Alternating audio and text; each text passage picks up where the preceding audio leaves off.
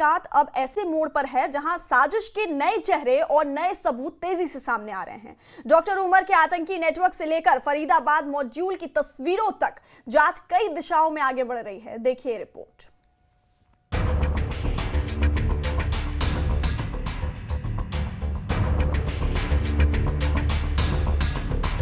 दिल्ली धमाके की जांच में एक बड़ा खुलासा हुआ है। जांच एजेंसियों ने आतंकी डॉक्टर उमर की करीबी मददगार जासिर बिलाल की भूमिका साफ कर दी है।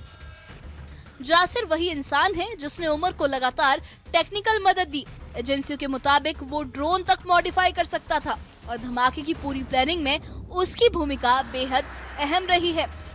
ये पहली बार है जब इस मॉड्यूल का तकनीकी चेहरा इतनी स्पष्टता से सामने आया है।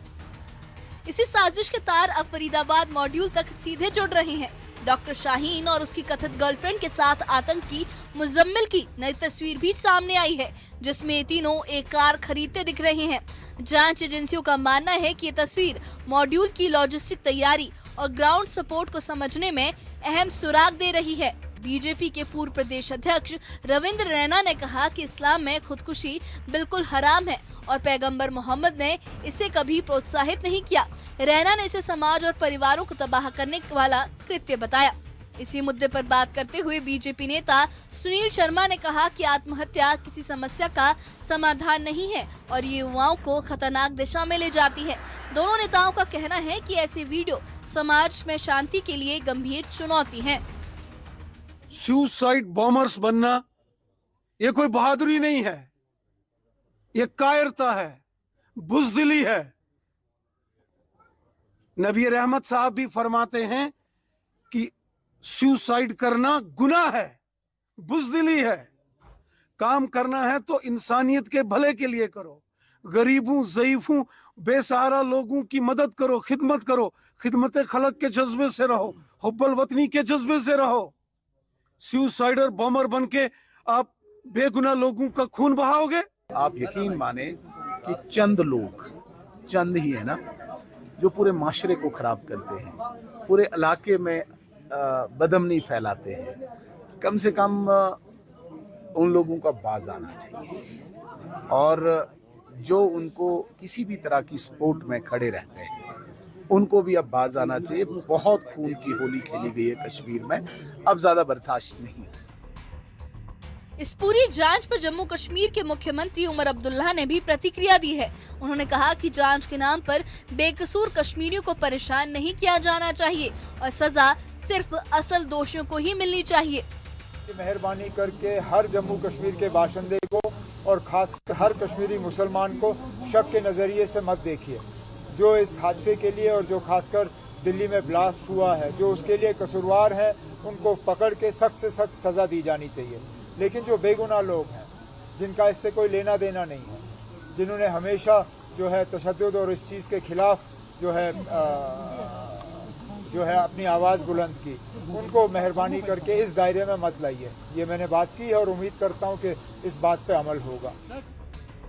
वहीं दिल्ली में भी सुरक्षा व्यवस्था पर दबाव दिखा है। साकेत कोर्ट और 30 हजारी कोर्ट को बम से उड़ाने की धमकी मिली, जिसके बाद बम निरोधक दस्ता पहुंचा और इमारतों की गहन जांच की गई। ये धमकियां केस से जुड़े माहौल को और संवेदनशील बना रही हैं। इसी बीच आतंकी डॉक्टर उमर का सहयोगी जासिर बिलाल उर्फ दानिश को दिल्ली में कड़ी सुरक्षा के बीच पटियाला हाउस कोर्ट में पेश किया गया। जासिर को जम्मू कश्मीर से गिरफ्तार कर दिल्ली लाया गया था। एजेंसियां मान रही हैं कि जासिर से मिले तकनीकी इनपुट इस पूरी साजिश को जोड़ने में सबसे अहम साबित हो सकते हैं। जासिर बिलाल वानी उर्फ दानिश को Patiala house special NIA court ने 10 दिनों की रिमांड पर भेज दिया है। एनआईए की तरफ से लगभग 2 बजे के बाद उसको कोर्ट में पेश किया गया।